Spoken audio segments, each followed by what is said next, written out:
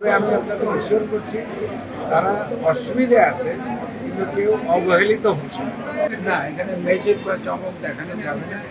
আমাদের প্রত্যেকটা কাজ হিসাব নিকাশ করে সমালোচনা করে যেভাবে সরকারি নিয়মকানুনের মধ্যে করে সেইভাবেই আমরা করার চেষ্টা করছি।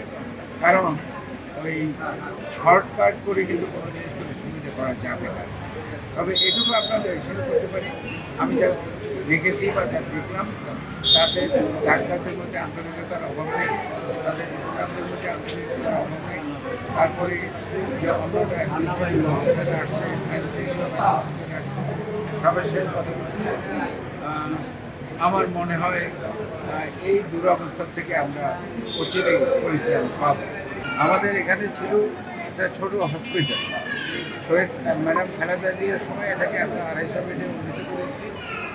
এখন আমরা কি দেখছি, আমাদের ডাক্তারের স্বল্পতা রয়েছে, আমাদের নার্সের স্বল্পতা রয়েছে, আমাদের পরিচ্ছন্ন কর্মীর স্বল্পতা রয়েছে, তারপরে ঔষধের স্বল্পতা।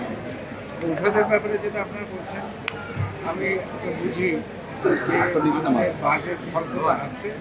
তার উপরে যদি সেই বাজেটটাকে 100% কাজে লাগানো যেত তাহলে হয়তো আর একটু ফ্রি মেডিসিন দেওয়া যেত।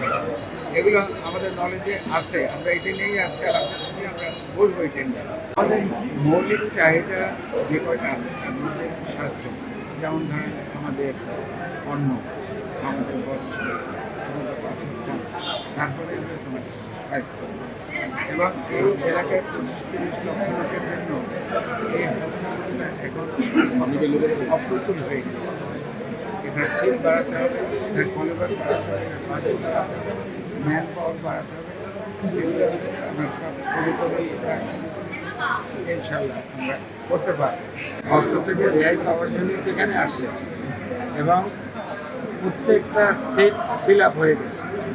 যখন সিট নাই, রুমের জায়গা নাই, রুমের ফ্লোরে আছে, যখন রুমের ফ্লোরেও জায়গা নাই তখন বারান্দায় আসছে। এই বিল্ডিং যখন করা হয়েছে বাজেটে কী ছিল, ফ্যান রুমের জন্য, বারান্দার জন্য ফ্যান ছিল না।